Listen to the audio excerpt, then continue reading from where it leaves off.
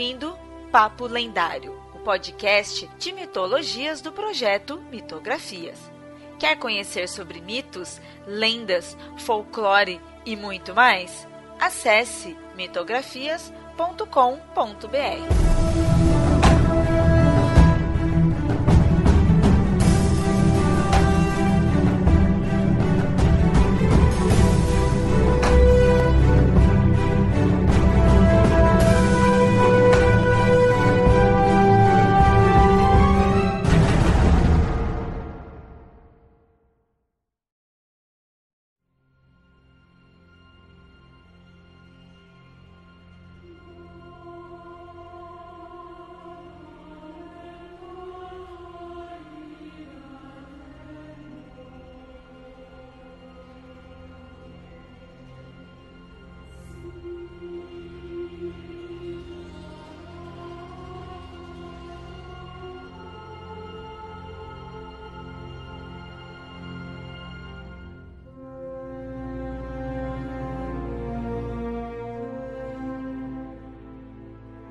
Muito bem, ouvinte. No episódio de hoje retornaremos a falar das obras de Tolkien, mas dessa vez não sobre sua mitologia, e sim diretamente sobre as obras.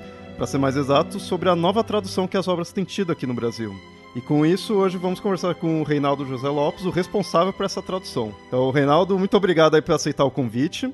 Você já participou aqui de um episódio, né, do Papo Lendário, mas pode se apresentar aí para o ouvinte. Obrigado pelo convite, sempre um prazer estar aqui com vocês, com o Leonardo, com a Nilda Especial, que é uma amigona de muito tempo.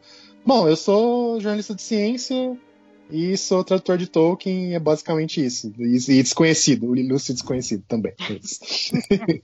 Fala mais aí do seu currículo nessa parte aí de tradução aí, relacionada à obra do Tolkien, que você tem o mestrado. Na verdade, eu sonho em traduzir Tolkien, desde que eu li Tolkien pela primeira vez, que foi em 1998, quando eu peguei o Silmarillion em inglês, foi a primeira coisa que eu li do Tolkien, e gamei, apaixonei, fiquei louco naquilo, e enquanto não li todo o resto da obra, eu não sosseguei. E eu fiz jornalismo, né, mas eu quis fazer uma carreira acadêmica mais pela paixão no Tolkien mesmo, para realmente me tornar um especialista em Tolkien oficialmente, digamos.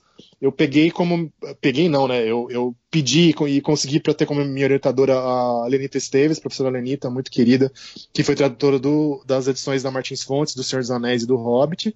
Então eu passei com ela o mestrado e o doutorado, isso deve ter dado tipo uns 8 anos mais ou menos de trabalho conjunto com ela. E aí então eu fiz o meu mestrado fazendo uma tradução comentada do livro Tree and Leaf, Árvore e Folha, que agora finalmente saiu. O texto que eu traduzi no meu mestrado agora tá saindo, agora mais completo, revisado e tal, mas foi o que eu tinha feito no meu mestrado. E aí meu doutorado foi uma viagem maluca, que foi uma análise da pseudotradução. Pra quem não sabe, aquela coisa do Tolkien fingir que ele não é o autor dos livros da Terra-média, mas sim apenas um cara que pegou manuscritos antigos e traduziu aquilo para o inglês. Então eu analisei no doutorado como é que esse procedimento literário aumenta a sensação de verossimilhança, de realidade, de profundidade cultural da obra. Então, basicamente foi isso meu trabalho acadêmico com o Tolkien por enquanto. Por enquanto. Por enquanto, espero fazer mais, mas E o mestrado e o doutorado tá acessível? Como que tá? Dá pra googlar aí, dá pra achar facilmente. Se vocês googlarem o meu nome inteiro, Reinaldo José Lopes, mais Árvore das Histórias, com E, aparece o mestrado, dá para baixar o PDF lá no site da USP, e o doutorado é um título mais chatinho, porque é em inglês direto, que é With Many Voices and in Many Tongues, com muitas vozes e em muitas línguas, né? Ficou então, With Many Voices and in Many Tongues, pseudotradução, autorrefração e profundidade cultural na ficção de J.R.R. Tolkien. Então esse é o doutorado também, você googlar, acha fácil. Você começou com a questão do mestrado e doutorado, e aí só depois que você começou a de fato, trabalhar traduzindo aí as obras. Na verdade, no mestrado eu traduzi. Foi uma coisa, como foi tradução comentada, foi uma coisa prática. Então no final eu apresentei mesmo a tradução ali, quase pronta, faltou algumas coisinhas. Faltou sei lá, 2/3 da peça de teatro que tem no livro, que eu não consegui traduzir inteira a tempo, porque era uma métrica muito maluca, muito trabalhosa, que eu só fui dominar para valer mais tarde, assim. Mas já tinha sido a parte prática no mestrado, mas não tinha sido publicado comercialmente, de fato. E aí, de forma comercial mesmo, foi só agora com a HarperCollins, né? Exatamente. Como que foi que você conseguiu isso daí? Eles te chamaram, você foi até eles? Como que deu início a esse trabalho? Cara, foi muita conjunção de fatores e de sorte mesmo. O que acontece é que eu tenho uma carreira como autor de livros de divulgação científica também, né? Eu trabalho meu dia a dia na Folha como repórter e tal, tenho um blog, uma coluna, e eu também, ultimamente, os últimos, sei lá, 5, 6 anos, eu tenho feito vários livros, já tô com 9 livros publicados de divulgação científica. E um deles eu fiz pra própria HarperCollins, agora já são 2, né, tô fazendo já o terceiro pra eles, que é o que a gente tinha falado na outra vez que eu estive aqui no podcast, que foi o 1499, O Brasil Antes de Cabral, de Pré-História do Brasil. Eu fiz pra Harper. Esse livro, ele foi bem, continua vendendo muito bem, graças a Deus, até hoje é o meu best-seller. Acho que já vendeu acho que vendeu 25 mil exemplares já aqui pro Brasil. Toda vez que alguém vem falar alguma coisa sobre indígena brasileiro, eu falo, pega esse livro aqui e lê primeiro antes de falar besteira, pronto. Sabe? Ele é muito bom pra tirar algumas coisas que você tem sobre indígenas brasileiros, sabe? Aquela coisa errada. Os estereótipos. Pois é, a ideia foi meio que tirar esse estereótipo. Mas enfim, aí então eu iniciei uma relação muito boa com a editora, e eu sabia que a Harper era a editora do Tolkien no Reino Unido, na Inglaterra. E eu queria muito que um trabalho, digamos, mais consistente fosse feito com a obra do Tolkien no Brasil, que a gente pudesse trazer para cá os livros inéditos que não pareciam ter um horizonte muito grande de sair no Brasil tão já e tudo mais. E eu joguei para minha editora, a Renata Sturm, na época, eu falei, e aí, Renata, será que não tem essa chance? Eu queria muito poder ajudar. E aí ela me falou então do Samuel Couto, que hoje é o cara que tá tocando todo esse projeto do Tolkien na Harper. Falou, não, Samuel, que é um grande fã de Tolkien também, ele tá em negociações com a Harper britânica, e eu acho que você vai ter boas notícias sobre isso logo. Isso foi tipo outubro de 2017, se não me engano. Aí no começo de 2018, o Samuel entrou em contato comigo para contar que eles tinham conseguido os direitos da obra inteira, que eles queriam realmente dar uma repaginada na maneira como o Tolkien era visto no Brasil, dar uma visão de literatura de alto nível pro Tolkien no Brasil, e não apenas uma coisa que tivesse no nicho de nerd, embora sem abandonar esse nicho, obviamente. E ele perguntou o que eu poderia contribuir na obra. Originalmente, ele queria até pegar grandes nomes da literatura brasileira para traduzir Tolkien. Tava pensando em nomes e tal, não sei o quê. Puxando a brasa pra minha sardinha, eu meio que contra-argumentei, achando que o pessoal da Academia Brasileira de Letras não ia querer, talvez, mexer com Tolkien em princípio, pelo preconceito. E aí eu falei, tá, vou chutar alto, quem sabe ele aceita. Eu falei, cara, eu queria muito traduzir o Silmarillion. Por favor, se você puder me dar essa oportunidade, vai ser a coisa que eu mais queria na vida, assim, é o livro da minha vida até hoje, o livro que eu mais amo do Tolkien, enfim. Ele falou, tá bom, tô. Aí eu falei, putz, eu devia ter pedido mais coisa, né? Já que foi tão fácil, assim. E a partir daí, ele já me contou que o Ronald Kirmes, mestre Ronald, nosso colega da Conselho de Tradução, estava traduzindo também já o Beren e Lúthien. E alguns meses depois, talvez 2 meses depois dele ter topado o Silmarillion, apareceu o lançamento da Queda de Gondolin em inglês. E aí ele falou, olha, a gente vai tentar lançar pela primeira vez, ao mesmo tempo que sai na língua inglesa, sair no Brasil. Você quer fazer? Eu falei, não, acho que é o que eu quero. De novo, era coisa da primeira era, coisa que tinha a ver com o Silmarillion. E eu pus na frente, então acabei a primeira Queda de Gondolin, depois o Silmarillion. E aí a gente formou o conselho de tradução, o Samuel formou um conselho de tradução mais formalizado mesmo, para lidar com a obra, e aí a bola foi rolando, assim, estamos aí desde então. Então, começou em março de 2018, eu acho, ou fevereiro, e estamos nessa até hoje. Então, assim, o objetivo da HarperCollins aí, nesse caso, seria trazer todas as obras, até o que ainda até hoje não foi publicado, né? Uhum. Isso tá dando certo? Já tá meio que certinho, ou ainda tem coisas para definir, para poder trazer? Pelo que eu sei, tá dando super certo. A ideia é trazer tudo mesmo, sem exceção nenhuma. Inclusive novos livros inéditos que talvez apareçam do Tolkien no futuro em inglês, que é uma possibilidade. Não tá nada certo, mas talvez tenha ainda coisa. E então, sim, a não ser que aconteça uma catástrofe muito grande, eu acho que eu apostaria todas as minhas fichas em que vai sair tudo mesmo. Até porque, de novo, todos os livros praticamente, acho que o Árvore e Folha não vai entrar nessa lista porque é um livro mais específico mesmo, mas fora ele, todos os livros literalmente que saíram do Tolkien até agora pela Harper, todos foram best-sellers, uma coisa que nunca tinha acontecido antes com a obra de Tolkien no Brasil também. Então, esses livros que vendem muito bem e vendem sempre muito bem, eles vão conseguir segurar um pouco para que livros menos comerciais, mas também muito legais e importantes, acabem saindo também. Então acho que vai rolar sim. É que eu sei que muita coisa não está exatamente no baú do Christopher, né?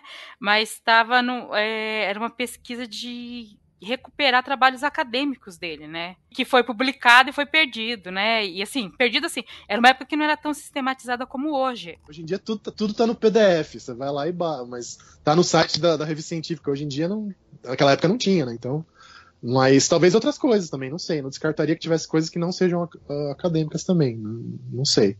E só para confirmar, essa seria a segunda tradução aqui, português do Brasil, né? Depende. Na verdade, se a gente contar O Senhor dos Anéis, é a terceira, né? Porque O Senhor dos Anéis teve a edição Piratex dos anos 70. Antes da primeira edição oficial da Martins Fontes, foi uma edição pirata com 6 volumes e tudo mais. Até hoje é meio clássica, tem umas coisas curiosas nela. Eu pessoalmente nunca li essa edição. Preciso suprir essa lacuna. Mas então, no caso do Senhor dos Anéis, seria a terceira versão em português do Brasil. Fora as de Portugal, né? Eu só li o primeiro livro dessa, não consegui o restante para ler. São difíceis de achar, muito difíceis. Sim. E tem alguns achados que a gente até recuperou nesse Senhor dos Anéis novos. Eles davam umas viajadas, mas eles tinham umas sacadas boas em alguns pontos. A gente meio que fez uma pequena homenagem em algumas coisas ali.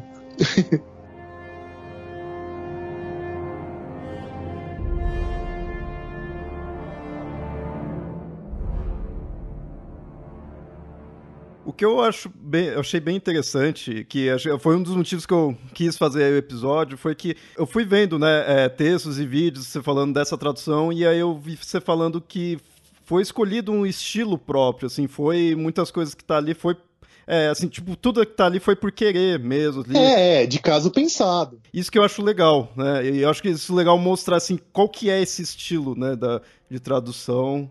Vou tentar explicar. Se eu falar demais, vocês me cortam ou tentam esclarecer. Enfim. À vontade. Mas eu acho o seguinte.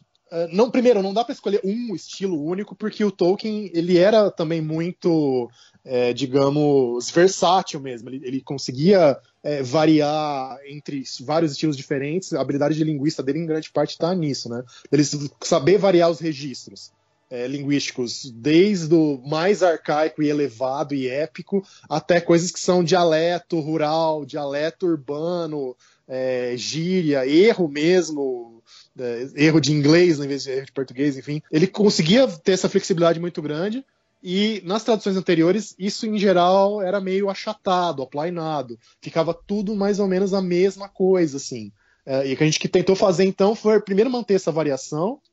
No caso do Silmarillion, e de textos ligados ao Silmarillion, que seria o caso do Queda de Gondolin, Beren e Lúthien, enfim, tem uma linguagem que é bem realmente arcaica, que às vezes era um pouco suavizada nas traduções que existiam até hoje. O tradutor não ia até o ponto onde o Tolkien ia, na nossa visão, pelo menos na minha, principalmente. Então a gente tentou trazer isso de volta. Cria-se uma certa dificuldade no texto, mas é porque o texto em inglês é difícil, então não faz sentido que o texto em português seja mais facilitado. Ele tem que ser tão fácil ou tão difícil quanto o texto em português. É uma visão bem formal de você olhar os aspectos formais detalhados do texto do Tolkien em inglês e tentar reproduzir isso ao máximo possível em português. É basicamente isso mesmo. Isso é um estilo que... Isso assim, é uma ideia que já tem, assim, ou vocês que foram pensando assim, ou já é comum... Já comum não, mas assim, já é algo possível de ser feito mesmo, assim, das pessoas escolherem esse caminho de ficar mais próximo mesmo. Eu acho que, imagino, já é um caminho que tenha mesmo, né? Sim. Não foi vocês não estão inventando nada, Não, é um caminho possível. Gente... Para falar as categorias que eu sempre uso, que simplifica um pouco o debate, mas no geral é meio isso. Tem a tradução que o pessoal chama de facilitadora, que é justamente essa mais comum, mais tradicional, que é não criar tantas barreiras para o leitor, tentar pegar um público mais amplo possível do ponto de vista da forma do texto, e se o texto original lhe dá umas dificuldades meio pesadas, você dá uma suavizada nisso. E tem a que a gente chama de estrangeirizadora, que é você realmente tentar reproduzir ao máximo possível, às vezes até esticando um pouco a corda, essas coisas meio estranhas que tem no texto original. Então uma coisa que a gente vê muito em traduções da Bíblia, por exemplo, tem tradução da Bíblia que ela é para o uso religioso, devocional, tal. Então o texto é uma tradução fiel em relação ao sentido, mas ela dá uma suavizada nas esquisitices que tem no hebraico, no grego, no tipo de metáfora, às vezes, que o autor bíblico está usando, tal. E tem traduções como a do Frederico Lourenço, que é um cara fantástico lá de Portugal, que traduz Homero, e agora está traduzindo a Bíblia do grego.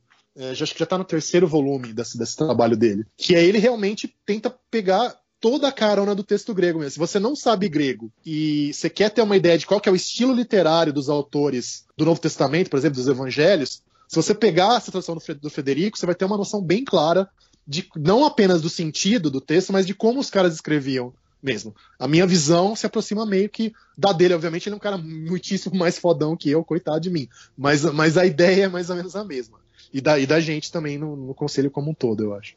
Saindo um pouco da questão de Tolkien, mas indo para a questão da tradução, né? Porque a gente tem essa questão de falar que tudo quanto é ciência humana, às vezes nem é ciência. E a tradução, ela tem alguma coisa de ciência, não tem? Porque ela não é uma coisa que você faz assim, chutando, né? Não é fazer o cursinho de inglês na esquina. Não, porque você tem que levar em conta 1000 coisas, na verdade. E são coisas que são meio que objetivas. Tipo, o período que o autor escreveu, aquela palavra que ele está usando, aquela escolha dele, qual que seria um equivalente de um período mais ou menos semelhante em português? Ou a frase dele tem uma inversão esquisita, que ele bota o objeto lá na frente e o sujeito lá pro final, tal. Isso aí é uma coisa da língua dele só, ou é uma coisa do estilo dele, dos autores, outros autores que ele é fã, que ele tá fazendo referência? Enfim, tem 1000 coisas ali que você tem que tentar olhar de um ponto de vista, acho que objetivo, para ver o que você reproduz. E claro, tem uma coisa que é mais subjetiva, tipo, até que ponto eu vou, o que soou bem ou não, essa coisa de ouvido é muito subjetiva. Então é uma mistura de ciência com arte, mas muitas outras ciências são assim também, né? É normal que seja. Acho que é por aí. Que eu ando atualmente em contato conversando muito com uma tradutora, ela é poetisa e traduz um poema, e ela fala que já ofereceram um trabalho para ela, que ela olhou, falou, não, esse aqui eu não tenho maturidade no momento, nem conhecimento suficiente de tradução para traduzir. Tipo assim, o meu estudo de tradução dela vai para uma linha, ela falou, esse aqui vai para esse texto teria que ser traduzido em outra linha. Daí eu falei, mas tem isso? Ela falou, não pode ser qualquer um para traduzir qualquer texto. Ela falou, poesia, então piorou. Você tem que pensar bem antes de fazer. Poesia é outro esquema louco, mas é engraçado. No começo eu tinha pânico, e hoje, se bobear, a coisa que eu mais gosto de fazer é traduzir poesia. O problema é que exige tempo. Às vezes você fica 10 minutos, 15 minutos num único verso. Mas é muito legal de fazer. Mas tem um jogo de perde e ganha, não tem jeito, porque poesia também, em grande parte, é forma. E é engraçado nesses debates sobre o próprio Tolkien, eu vejo o pessoal, às vezes, ficando bravo, porque, mas mudou o sentido, tinha que ter traduzido ao pé da letra e não sei o quê. Mas cara, a métrica, a rima, as outras coisas formais de um verso são tão importantes ou mais do que, às vezes, o sentido puro do negócio. Essa coisa formal, ela moldou o sentido daquele verso original. O pessoal não pega muito isso. É importante ressaltar isso aí também. Além disso, tem a questão de a tradução ao pé da letra. Às vezes você traduz ao pé da letra e pro português ou qualquer outra língua vai dizer nada, né? Porque tem aquela questão de expressão em linguística. Eu me lembro que na tradução da Martins Fontes, que a primeira vez que eu li não foi a tradução do Martins Fontes, quando eu li Senhor dos Anéis, foi a tradução portuguesa. Quando eu fui reler na tradução da Martins Fontes, tem um trecho no 2º capítulo do Senhor dos Anéis que fala, mais ou menos assim, que eles começam a discutir aonde que os hobbits, né, o pessoal da Vila dos Hobbits, achava que estava o Bilbo, porque o Bilbo tinha sumido. Era a conversa de todo mundo. Aí termina assim, tem em vários hobbits achavam que ele tinha ido para o azul. E eu lembro que eu fiz uma discussão uma vez sobre isso. O que quer dizer isso? E vocês deram uma solução para isso melhor, né? Porque no Brasil, ir por azul não quer dizer porcaria nenhuma. Não, é uma expressão muito, muito do inglês mesmo. Eu confesso que eu até gostei, mas eu sou um cara mais literalista, assim. Até gostei que tava no azul na versão da Martins Fontes. Mas é aquela coisa, não tem tanto certo e errado. Isso que também para entrar na cabeça das pessoas é meio difícil. O certo e errado não existe tanto. Existem escolhas e justificativas melhores ou piores para escolhas, mas é tudo uma questão de escolha mesmo. Você falou de não ter certo e errado, mas eu imagino que possa ter muita gente, tipo, defensor de ambos os lados. Assim, eu não gostei particularmente do azul, porque eu olhei aquilo e falei assim, mas o que é isso que tá querendo dizer aqui, né? Porque pra mim não fazia sentido, né? Não era uma coisa grande pra obra, pro entendimento, mas foi uma coisa chata, né? A gente fica ali procurando os erros de tradução, né? Sim, sim. Sem saber inglês, mas procura erro de tradução. Isso que eu pediria para as pessoas em geral mais misericórdia com os coitados dos tradutores, porque infelizmente não é máquina fazendo. Se fosse máquina fazendo também ia ter umas coisas estranhas, mas é difícil. Às vezes a gente viaja, às vezes passa. Que nem o famoso erro do Silmarillion dos irmãos, né? Que todo mundo fica me chicoteando. Os filhos de Finarfin, os irmãos de Finarfin. Eu sei que Brothers é uma coisa e Sons é outra. Eu sei, tá bom? Eu sei. Só que você cochila. E às vezes todo mundo que revisou, que o pessoal leu também, leu com cuidado e pediu várias mudanças em outros pontos do texto. E naquele ponto, passou, gente. Então acontece. Esse eu vejo que sempre o pessoal bate da tecla, né, desse do Irmãos e Sons aí, sim. mas foi um erro mesmo, assim, né, foi uma deslizada, mas em outras edições já ajustou, vai ajustar, como que tá? Não, já ajustou, logo que a gente ficou sabendo, já ajustou. Então é uma coisa que não tem mais o que bater, né? Sim. Não, e o pessoal esquece, assim, que no original lá do Tolkien também tinha um monte de erro. E erro que ele cometeu, que depois ele corrigiu na segunda edição em inglês, erro que veio da tipografia, erro que veio de revisor. Texto perfeito, ainda mais um texto de 1.200 páginas que nem o Senhor dos Anéis, ou mesmo de 500 que nem o Silmarillion. Texto perfeito não existe, gente. Isso aí é quimera que o pessoal quer. Mas tudo bem, né? Acontece. Eu acho que aí cabe, tipo, dois tipos de crítica, e aí também depende de como a pessoa vir criticar, que é assim, esse daí que seria tipo um deslize mesmo, que aí numa outra edição você ajusta, ou então se a pessoa acha que daquela forma, aquele estilo não é apropriado. E aí cada um, né, vai ter que discutir aí pra ver o que você acha. Cai na subjetividade, é outra história. E eu leio bastante e eu consigo ver quando é um erro, assim, pontual, que, nossa, sabe, uma coisa que escapou a descuido e relaxo de texto, que tem uma certa editora no Brasil, por exemplo, que você pega os textos dela, você olha, você vê que, sei lá, que traduziram no Google aquilo, você pega e fala, putz, né, não tem cuidado de editoração, de nada, sabe? Aí você olha assim e fala, isso aqui tá muito errado. Agora, quando tem um erro numa página, em 1000 páginas, né, é erro. Não... Bom, Nilda, eu nunca mais vou acusar ninguém de traduzir nada no Google, porque também várias pessoas já falaram que eu traduzia as coisas no Google, então nunca mais.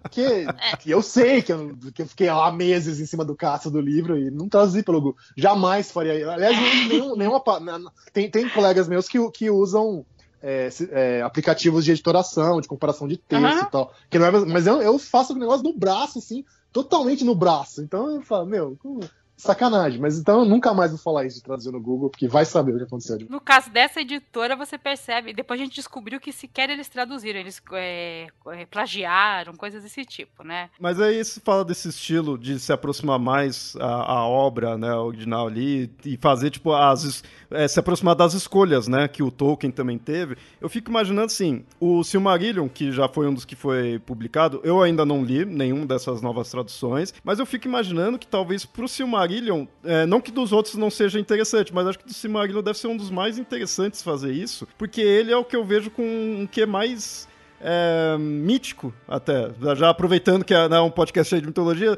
eu vejo que tem muito essa questão cosmogônica, tudo, tem dos Valar, tudo, então ele eu acho que talvez seja um dos que mais combine, mais seja interessante realmente fazer isso, de se aproximar mais ao estilo original ali do Tolkien, as escolhas dele, para passar realmente aquela ideia que realmente do Silmarillion, não que as outras obras também não sejam assim, mas acho que do Silmarillion realmente o estilo dali eu acho que é bem importante. Concordo. Uma coisa que você vê isso muito claramente é no primeiro texto do Silmarillion, que é o Ainulindale, né, o texto da criação do mundo mesmo, que ele é cheio de repetições, de retomadas da mesma palavra que dão um certo ritmo, que parece poesia em prosa, ele é cheio dessas coisinhas. Se você não manter isso, você meio que quebra um pouco as pernas do texto, assim, em relação ao que era. Mas no próprio Senhor dos Anéis tem isso, assim, ele tem momentos, né, especial no Retorno do Rei, que é o livro mais épico, que ele vira um mini Silmarillion ali, tem muitas passagens que são daquele tipo, e tem coisas legais que você pega, por exemplo, lá no diálogo ali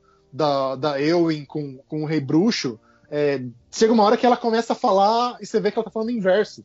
Ela tá falando usando a métrica lá do anglo-saxão. Ela vira pra ele e fala, Ellen I am, Elmundsdotter, né? Eu sou Ellen, filha de Elmund, mas com a métrica certinha que tem nos poemas que o próprio Tolkien faz depois. Então, tá espalhado, assim, pelo resto da obra, embora realmente o Silmarillion seja o mais heavy nisso. Mas até no Hobbit tem umas passagens que são meio estilo Silmarillion, se você pega pra ler ali a Batalha dos Cinco Exércitos, o momento da Batalha dos Cinco Exércitos, vira meio que Silmarillion no próprio Hobbit. E essa escolha de fazer isso daí veio da própria HarperCollins. Na verdade, a proposta foi minha e foi acatada, e o resto da equipe acatou, assim, nesse caso. Você tal. Que lançou a ideia. Eu lancei, eu falei, perdão, mas como é que você faria? Tipo, eu faria desse jeito, o que vocês acham? E o pessoal topou, o Samuel, ele até me confidenciou assim, falou, é uma ousadia que a gente tá tendo aqui, porque em outros textos, em outras épocas, a gente não iria tão longe, mas a gente topou e bancou isso. Aliás, eu sou extremamente grato ao Samuel, porque tem sido muito corajoso em tudo, assim. Quantas pessoas estão na equipe de tradução atualmente? Então, por enquanto, agora, além do próprio Samuel e da Bruna e do André, que trabalham lá com ele na Harper, de tradutor mesmo tá eu, o Gabriel Brum, que também era lá da Wagner, o Ronald Crimes, obviamente, o Guilherme Massafera, que tá traduzindo o Hobbit Anotado, que é um cara muito, muito bom, tem uma cultura literária fantástica. A Cristina Casagrande, que tá fazendo Cartas do Papai Noel e Sr. Bliss. Tem pelo menos mais um elemento aí que eu acho que eu não posso falar ainda. Aliás, uma elementa, vamos ter mais cromossomo X, né? Eu quis saber, né, da onde tinha surgido essa ideia, né, de ir para esse estilo assim, porque, independente de qualquer crítica que tenha tido, eu acho que Tolkien é uma das obras mais fácil de se imaginar querer fazer isso. Não que seja mais fácil de fazer, né? Mas mais fácil de imaginar pelo estilo dele em si, né? É diferente você pegar algum livro mais midiático mesmo, né?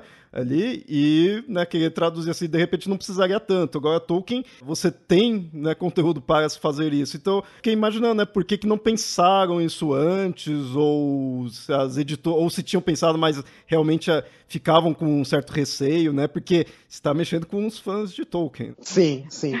Mas também a gente tem que pensar o seguinte, na época em que o Hobbit e o Senhor dos Anéis saíram pela Martins Fontes, a gente não tinha um fandom de Tolkien no Brasil. Não tinha. Sim. Até os filmes estourarem, no Brasil era meia dúzia de Zé Mané que conhecia esse negócio. Quem jogava RPG, olha lá. Né? Então, era uma coisa mais de nicho. Mas aí entra um pouco em hipótese. Eu não conheço bem as coisas lá dentro da Martins Fontes, não sei como é que foram as decisões na época, eu sei muito de longe, assim. O que eu posso dizer é, número um, a Lenita fez o trabalho muito competentemente, muito profissionalmente, mas pra ela foi só um freela, né? Ela não tinha o envolvimento emocional, e até hoje ela não tem o envolvimento emocional que eu tenho, que o Ronald tem, que o Gabriel tem com a obra. Então, esse é um primeiro elemento que acho que explica um pouco a coisa. Em segundo lugar, acho que pensando num público mais geralzão, você fazer uma coisa assim tão desafiadora, no princípio, talvez como cálculo mesmo comercial, seria uma coisa meio arriscada. Tipo, porque, isso aqui não é Homero, isso aqui é Tolkien, entendeu? Não tem uma visão tão do valor literário da obra como a gente tem do nosso lado. Dito isso, eu acho que as traduções do Ronald, que virou meio que o tradutor oficial da Martins Fontes nos últimos, sei lá, acho que até uns 10 anos antes de ir pra Harper, já estavam indo para essa direção. O Contos Inacabados do Ronald, por exemplo, eu acho primoroso. O próprio Filhos de Húrin dele também acho fantástico. Ele é um cara muito bom e que já tinha uma visão nessa linha. Eu acho que talvez eu tenha radicalizado um pouquinho a mais só do que o Ronald faria. Mas não sei, é difícil você se auto-julgar, né?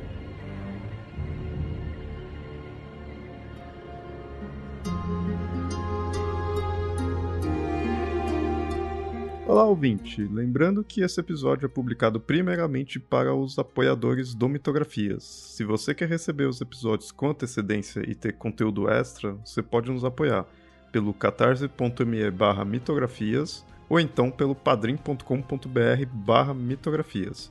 É uma contribuição mensal com o valor que você achar melhor. E aproveito para agradecer a todos que já nos apoiam. O Mitografias e todas as nossas produções são graças a vocês. Os deuses também agradecem. E agora voltamos com o episódio.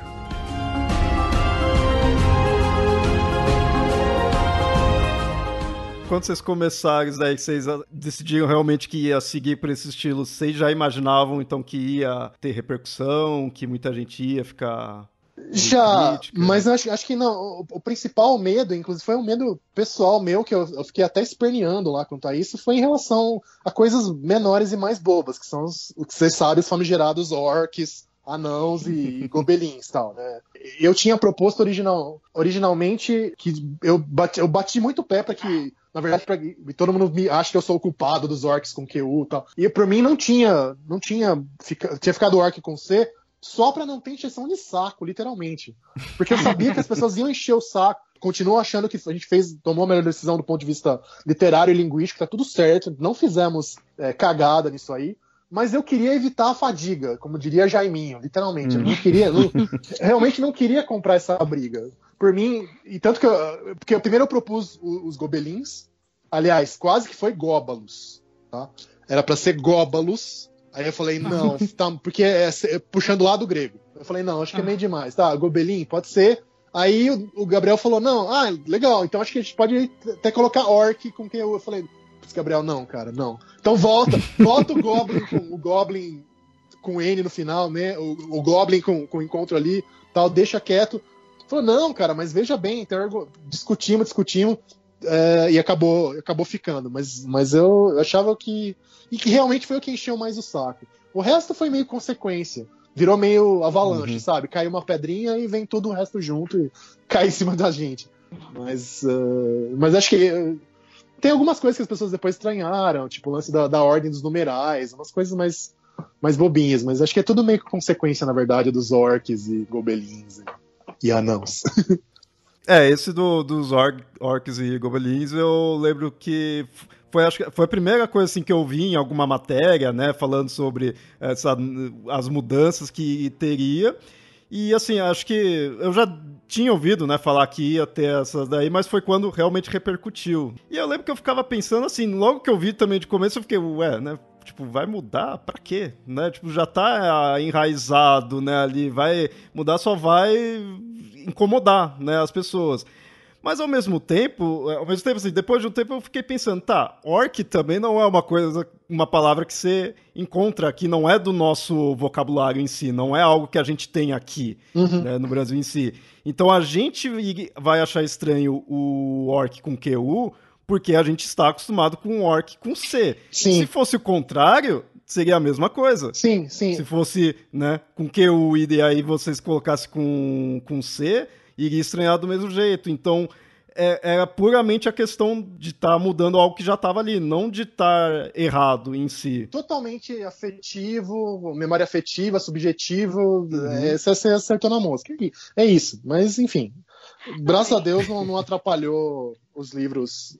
Só deu um pouquinho de dor de cabeça pra gente, mas os livros não sofreram com isso e acho que a maioria das pessoas viram que é a questão do conjunto e tudo mais. Eu sou da opinião que, bom, primeiro, se você faz uma tradução nova, você tem que imprimir uma cara nova. Não vou dizer mudar todos os nomes, mas você tem que mudar uma coisa, porque senão seria chegar lá na Lenita, dá autorização aqui pra gente fazer, não é? Você não pode deixar do mesmo jeito. Você vai ter que fazer outras coisas, usar outro nome.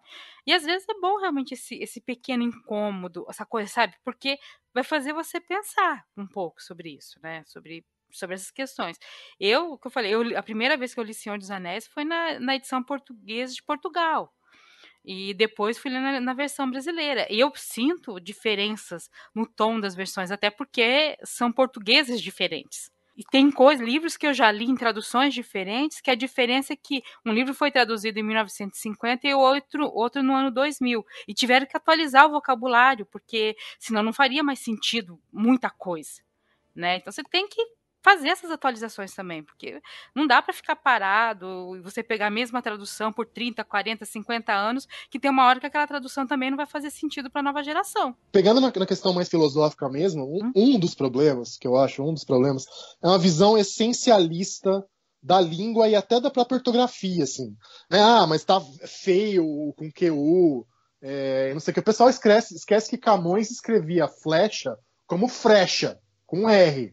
Né? E hoje quem fala frecha é o caboclo, né? Então, e pode pegar, tem 1000 outros exemplos, assim, né? De como essas coisas são completamente arbitrárias, são escolhas históricas que acabam ficando congeladas por razões que não têm a ver com certo e errado, mas que na cabeça das pessoas é o certo e é o errado. Então, sei lá, acho que é bom dessa chacoalhada mesmo. Então, até essa questão dos nomes de orcs e goblins foi o que o pessoal mais pegou no pé? Ah, sim, disparado. Disparado. Isso aí foi. Olha só, porque assim, quando eu vi, inicialmente, eu vi as mudanças por esse daí, aí também eu tive, né, o estranhamento, mas depois que eu fui pesquisar mais a fundo, que eu vi outras mudanças ali, que aí já mais no texto em si, não só em nomes, eu imaginava desses que seria no texto, tipo aquele do ter lugar, coisa assim, eu imaginei do pessoal pegar mais no pé disso, porque nome é nome, né? Você não vai mudar o que é o personagem, o que ele tá fazendo em si, né? Só a escrita do nome. Eu acho interessante. Então, aí eu acho que mostra mais ainda que é um apego emocional. Total, né? total.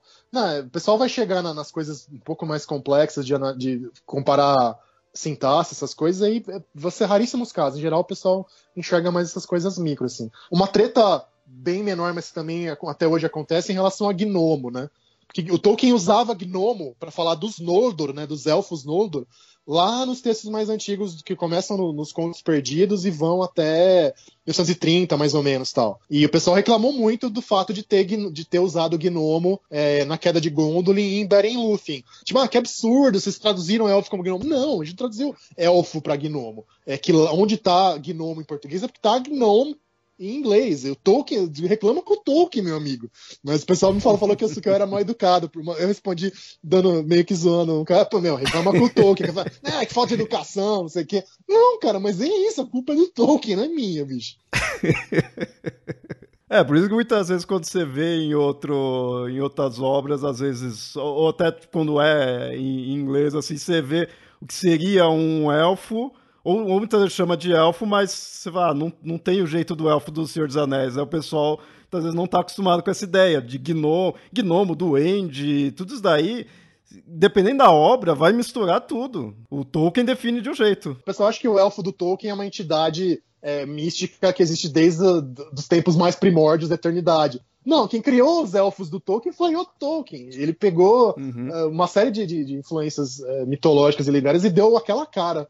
Transformou meio que seres nobres e tudo mais, né? Tem, acho que um episódio do Papo Lendário que nós gravamos sobre elfos que eu falo, que tem uma história do Hans Christian Andersen, que os elfos são seres noturnos que vivem no cemitério, têm a cabeça oca, comem, sabe, larvas e mosquitos, e, sabe, não tem nada a ver. E por que não tem nada a ver? Porque era essa uma das versões de elfo no início do século XX, ou final do século XIX.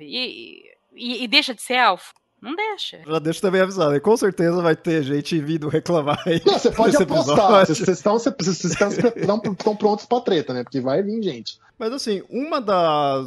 falei, né, do pessoal vir reclamar, mas realmente uma das reclamações que a pessoa põe, que as pessoas colocam nessa obra, mas em outras também, que é aquele negócio, mas isso daí tá ficando mais complexo, mais difícil de ler, e aí isso não é desvantagem, isso não tá sendo ruim, né? Não querem popularizar, mas ao mesmo tempo colocam um texto mais pesado. Isso é complicado. Eu entendo de um lado os argumentos das pessoas. Eu já fui chamado várias vezes de elitista também, mesmo nas respostas que eu fiz algumas críticas lá, o pessoal falou que eu tava sendo elitista e tal. A questão é a seguinte: número um, eu não acho que exista hierarquia natural de literatura e de linguagem, que existe uma literatura que é a fodona e uma linguagem que é a linguagem padrão das pessoas sábias, iluminadas, e todo o resto é lixo, as coisas populares são lixo. Não, essa hierarquia ela é culturalmente e socialmente construída. Beleza. Só que é importante para as pessoas de todas as camadas sociais se tornarem, no fundo, bilíngues, né? Uma espécie de bilinguismo entre a linguagem pessoal, familiar, popular que ela tem e a linguagem das literaturas elevadas. Primeiro, para ela ter acesso a um mundo que dá prestígio, que dá um acesso cultural e uma respeitabilidade cultural para ela. Então, para ela, é positivo ela se tornar bilíngue nisso. E é um mundo que abre portas do pensamento, da criatividade humana. Então, você puxar as coisas para baixo, em vez de dar o acesso para a pessoa para entender aquele mundo, eu acho que acaba sendo mais elitista ainda, mais segregador ainda. Eu sou aqui o capial da roça de São Carlos. Eu, falando normalmente, eu não faço Eu não faço concordância com plural nunca na minha vida. A pessoa que fala, como está você? Eu já acho pedantismo falar isso numa conversa normal. E aí, como é que você tá? Beleza. Mas eu consigo ler o Tolkien, e ler Homero, e ler a Bíblia, e ler Camões, e entender, porque eu me tornei bilíngue, no fundo. Então, acho que é um pouco por aí o argumento. E, obviamente, tem a coisa que você vai estar falsificando a obra original, no fundo. Se você faz essa coisa, essa simplificada tão grande para que todo mundo pegue, você está violentando uma obra que no original não era daquele jeito. Eu acho estranho esse tipo de crítica em relação à obra de Tolkien, porque o pessoal já critica, ele é lento, porque assim, existe meio que uma regra de escrita de muitos livros, sabe, aquela coisa, tem que ser em 3 atos para parecer um filme, você já tem que começar conquistando o público e tal, e Tolkien não tem nada disso. Não tá nem aí pra spoiler, inclusive, né? Bota os spoilers tudo no começo, nos prólogos, não tá nem aí pros spoilers. Tá cagando o Tolkien. É assim que eu gosto. Né? Aí você acha que o livro acabou, ele faz um apêndice, aí depois de alguns anos você descobre que aquele apêndice, na verdade, não ia ser o final. Ele já tinha escrito um outro, o editor teve que ser forte pra cortar aquele terceiro apêndice ali, sabe? Aquele terceiro final do livro, porque senão não acabava nunca. Pra quem não sabe, o Tolkien, o livro do Tolkien não ia acabar O Senhor dos Anéis, não ia acabar com o Sam voltando pra casa. Ia ter toda uma outra história dos filhos do Sam já crescido e ele, sabe, contando a história dele pros filhos. Você tem que pensar que tá escrevendo em outra época. E eu gosto disso, porque eu gosto de pensar em outra época e pensar num tempo que é um pouco mais lento que o de hoje, sabe? Que você não precisa... O livro tem que sim, ter começo, meio, fim, assim, papum, não descreve nada, já chegou e... Não sei... Isso é uma visão minha, né? Eu gosto desses livros também, gente. Eu gosto de ler uns Jogos Vorazes, uma coisa assim. Mas aquele livro lento também é bom você aprender a ler várias coisas, né? Não sei. E às vezes em várias linguagens também, várias traduções, né? Pra ter uma ideia de como que se pensava antes, se pensa hoje. Não sei.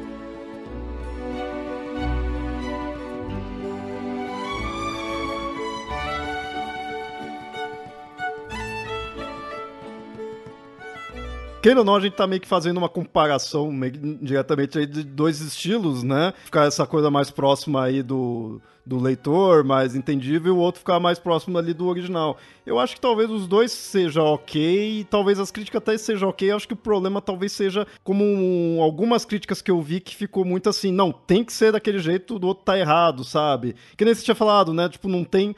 uma tradução errada em si. Eu acho que o problema talvez esteja sendo isso, de ficar essa coisa, tem que ser de um jeito e acabou. E pensando que as obras do Tolkien já teve, pelo menos de algumas, né, pelo menos das mais conhecidas, já teve uma tradução anterior, e que era mais, digamos assim, mais próxima do leitor, eu acho que então vale a pena ter algo assim, sabe? É um diferencial.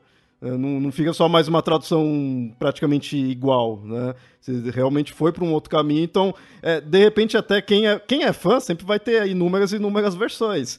Então, acho que vale a pena você ter ali a da edição anterior, né, da Martins Foltz, e ter essa, você vai ver a mesma obra com linguagens diferentes, e eu acho que isso só acrescenta. Né? Pois é, acho que uma tradução ilumina a outra, no fundo, né?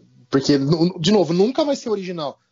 O pessoal, não gostei da tradução? O original tá lá, intocado. E se você não lê inglês, você já não vai ter acesso ao original mesmo. Então, você compara e vê o que você pode cotejar ali, enfim. Eu sou da pessoa que tem várias versões, eu falo, pessoal, eu tenho o Hobbit em latim, aqui eu não sei nada de latim, mas eu tenho.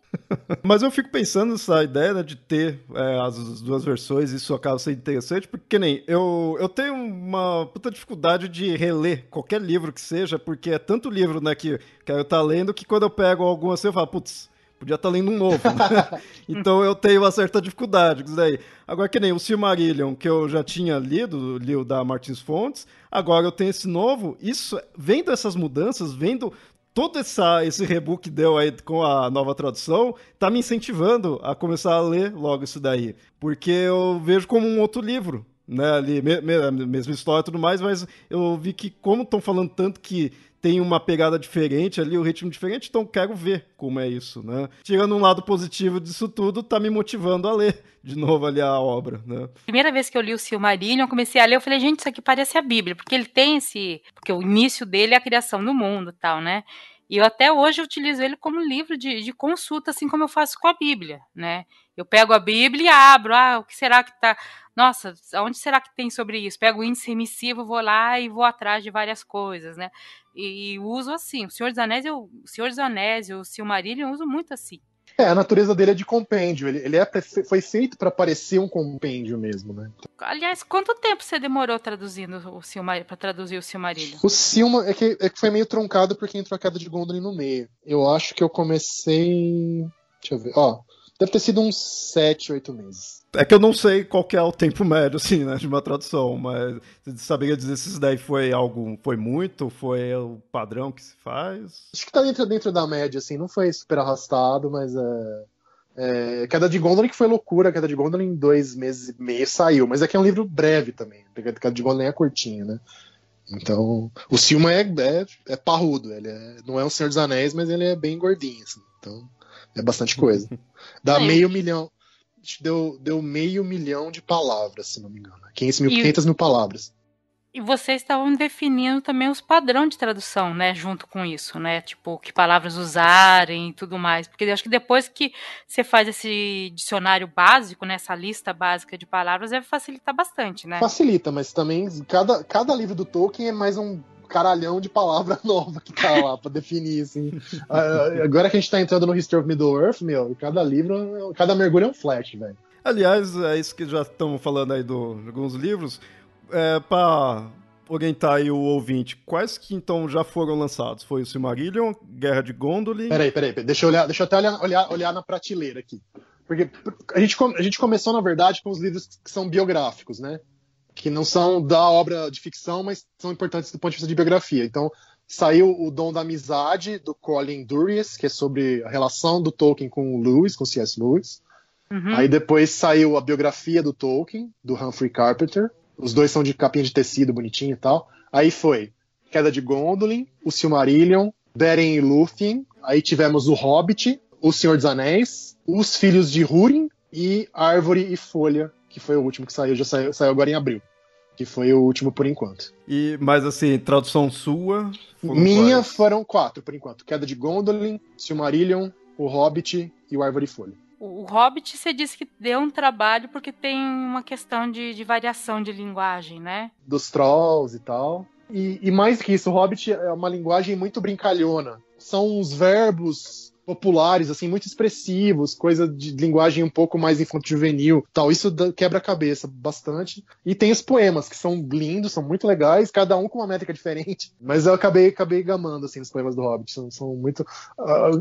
as canções dos gobelins, cara, tá cheio de onomatopeia, e cada verso com uma sílaba, praticamente. Falei, o que eu faço com esse verso de uma sílaba? Tive que dar umas reboladas, mas saiu. Pra esse ano, tem planejado mais lançamento? Porque, principalmente, é que a gente tá passando, não sei se mudou a agenda. Agora eu tô tentando lembrar exatamente qual que é o cronograma oficial. Mas, pelo menos, com certeza, esse ano sai Contos Inacabados e sai o Hobbit anotado. E acho que no Natal vai sair Cartas de Papai Noel também. E agora não sei se sai Sr. Bliss junto ou não. Agora fiquei em dúvida. Depois a gente tenta checar isso aí. Mas tem mais esses esse ano. Com certeza Contos Inacabados e Hobbit anotado. E provavelmente Cartas de Papai Noel também. A ideia era lançar as cartas do Tolkien também, a edição nova das cartas do Tolkien esse ano, mas não sei se vai rolar. Cartas de Papai Noel é um livro que eu amo muito. A gente até fez um religário sobre ele. Eu gosto demais desse livro. E as cartas de Tolkien... Para quem não conhece, se você quiser ter explicações sobre a obra de Tolkien, nas cartas tem muita explicação, né? Do sentido das coisas. É engraçado o tempo que ele gastava para explicar isso para carta de fã, basicamente, né? Ou de amigo, assim. Ele realmente fazia umas dissertações sobre o negócio. Tem muita informação legal. Você falou do Árvore e Folha, esse é o que saiu agora em abril, né? Tá? Fala um pouquinho sobre ele. É o mais diferentão do Tolkien, eu acho. Embora tenha muita coisa diferentona na obra do Tolkien, mas ele é o seguinte, tem o grande ensaio teórico, a grande visão teórica do Tolkien sobre o que são os contos de fadas, que ele preferia chamar de histórias de fadas, não contos de fadas, chama Sobre Histórias de Fadas, deixa eu até pegar o livro aqui, chama Sobre Histórias de Fadas, o ensaio, né, é o principal texto desse livro. Aí a gente tem um poema, que seria mais ou menos a mesma argumentação do ensaio, só que em forma de poema. Um poema que ele dedicou pro Lewis, inclusive, que chama Mitopeia, o poema, a criação de mitos, né? Aí tem um conto lindo demais também, que é super bonitinho, assim, que nem as coisas cartas do Papai Noel, mas eu acho super delicado e doce, ao mesmo tempo meio assustador, que é o Leaf by Niggle, agora na minha tradução ficou Folha de Cisco. Acho que era Folha de Migalha, né? Na última edição ficou Folha de Cisco agora. E tem, pra finalizar, a única peça de teatro que o Tolkien fez na vida, que se passa na época lá da Inglaterra anglo-saxã, tipo, o pessoal que assiste O Último Reino no Netflix ou assiste Vikings, se passa naquela época, basicamente, que se chama O Regresso de Beorhtnoth, filho de Beorhthelm, que é uma discussão sobre guerra, a natureza da guerra, a natureza da coragem, super, super legal, assim, e é numa métrica desgraçada, lazarenta, difícil de fazer, mas saiu, graças a Deus saiu. E os poemas são todos bilíngues. Quem pegou, assim como nos outros livros, né, da Harper, tudo que for em poema vai estar bilíngue, isso é bem legal também. Nossa, essa peça de teatro do Tolkien eu não sabia da existência. É um diálogo, na verdade, dá pra fazer com 2 atores só, mas é uma peça. Preciso pedir esse livro logo, então. O Folha de Cisco, né, que, como você traduziu, pelo menos o pouco que eu li sobre ele, essa é uma das obras que o Tolkien menos revisou na vida, né? Ele meio que sonhou, escreveu e fez uma revisão ortográfica, assim. Que o Tolkien, pra parir texto, era uma desgraça, né? Os partos do Tolkien era coitado. Mas esse aqui até que saiu rápido. E é muito legal, é muito, muito legal, assim. Essa coisa da natureza, a discussão toda que tem a ver com o livro, que é a natureza da arte também. O que significa pro ser humano ser artista e ser criador e tal. Nesse conto, só parece bem, muito bonito. Então, nesse daí, não só tá uma nova tradução, como também tem conteúdo novo que na outra edição não tinha, né? Metade do livro é inédito, nunca tinha sido no Brasil de jeito nenhum, tal, né? Que é o outro poema, a Mitopeia, e a peça. Deu pra caprichar bem nas notas do tradutor também no ensaio, porque o Tolkien cita 1000 escritores e antropólogos e teóricos, não sei o que pra muita gente no Brasil são coisas mais obscuras. Então deu pra eu explicar direitinho nas notas, acho que deu pra enriquecer bastante. Nos outros livros que já tinha outras edições, também tá com conteúdo novo? Assim, como que tá? Tem algumas coisas interessantes, por exemplo, no próprio Silmarillion foi incluída uma introdução à segunda edição do Christopher, que não tinha saindo do Brasil ainda, e principalmente uma carta importante do Tolkien, que foi uma carta para ele tentar vender pauta, né? Ele estava tentando vender a publicação do Senhor dos Anéis e Silmarillion juntos para uma editora lá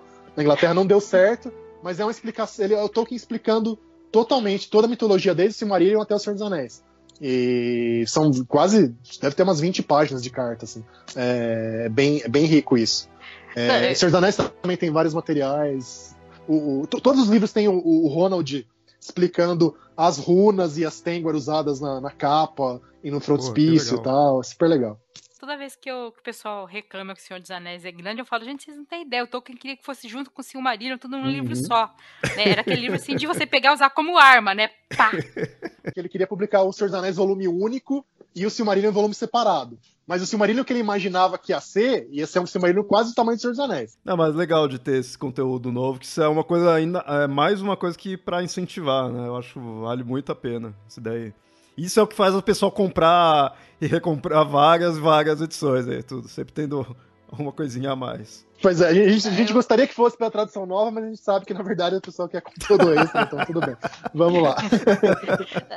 Eu vou fazer mais uma propaganda, né, do Árvore e Folha, porque você não... Olha, gente, se você não precisa gostar do Senhor dos Anéis, se você gosta de mitos, você gosta de história de fadas, você gosta de estrutura de história, o Árvore e Folha é o que você tem que ler, porque o ensaio do Tolkien sobre aquilo, muita gente até usa como base para teoria de contos de fadas.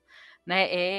O que ele escreve ali é uma teoria mesmo sobre contos de fadas, sobre mitos, muito válido até hoje.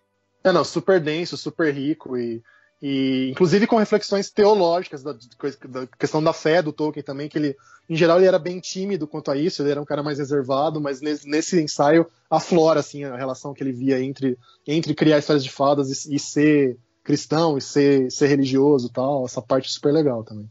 Nilda, alguma consideração? Não, a consideração é ler o Tolkien, gente. Se vocês não leram ainda, estão perdendo tempo. Isso aí eu concordo 100%. Não precisa ser Terra-média, tem mais outras coisas fora da Terra-média Sim, publicada sim. e vão publicar também. Apesar de eu gostar muito do universo da Terra-média, eu já achava o do Senhor dos Anéis, quando eu li, foi uma leitura um tanto quanto pesada, assim, foi legal, mas foi pesada, então é legal quando você vai para esses outros livros e aí você vê, acho que você vê mais até do Tolkien nesses outros livros, no sentido de que você vê os estudos dele, você vê ele analisando a partes mitos mesmo, né? Tem mitos que tem mesmo, não só, né, que ele criou para a Terra-média. Então eu acho que vale muito a pena ir para essas outras obras. Legal de também isso daí tá vindo, né? Agora aí tá uma coleção só, né, digamos assim. Porque isso eu fui muito percebendo quando eu fui fazendo o podcast que a gente lançou de cada episódio um livro dele, né? Que a gente fez questão de não falar de Hobbit nem de Senhor dos Anéis, que já era o mais conhecido, mas vamos nesses outros livros. Nossa, eu gravando aquilo lá, eu tendo que pesquisar para aquilo lá, eu peguei até mais gosto pelas obras do Tolkien, que aí eu via o trabalho dele em si, não só a obra, né, ali.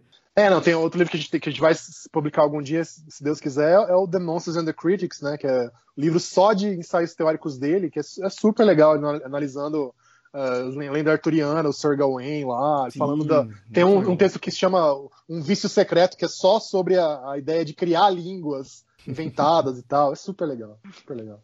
Bom, eu acho que indo aqui para as considerações finais, esse episódio eu fiz questão, né, de trazer aí o Reinaldo para estar falando da questão da tradução, porque uma que é Tolkien e Papo Lendário, a gente está sempre falando das obras do Tolkien, é algo que já é comum mesmo, principalmente que metade da equipe aí já é extremamente fã, então vale a pena, tem conteúdo. E é legal falar da parte aí de tradução, porque teve um certo rebu, então eu acho legal mostrar por que tá desse jeito como tá, por que foi essa mudança, né, a escolha. Então, já que a gente também tem contato aí com o tradutor, eu achei legal fazer esse episódio. Como eu falei, eu imagino que você, ouvinte, pode ter gostado aí da tradução, se já leu, pode não ter gostado, né, eu imagino que tem de ambos os lados, mas aqui fica esse episódio para mostrar aí a visão do tradutor. Então, eu acho que vale a pena ter um episódio assim. Eu recomendo que leia, né, os livros. Eu acho que para você realmente dizer aí se ficou bom ou não, vá até o livro, dá uma lida, né? Não fica só indo nas críticas que tem por aí. Porque se você é fã do Tolkien, acho que vale a pena. Não quer comprar de cara, empresta do seu amigo. Se você gostar, depois você compra, não tem problema. Bom, é isso. Então a gente fica por aqui. Reinaldo, quiser fazer alguma consideração ou também jabá aí, onde as pessoas possam te encontrar. Só agradeço muito aí o convite, então. Obrigado, é sempre um prazer estar com vocês. E precisando, estamos aí. Tem para quem quiser ver um pouquinho mais sobre as traduções, sobre a obra de Tolkien em geral, sobre élfico também e tal, tem o meu canal no YouTube, que é meu nome inteiro, youtube.com/Reinaldo Zé Lopes, tudo junto, que tá meio devagar, mas eu vou tentar dar um up lá para colocar na tela. Beleza, vai estar todos os links aí.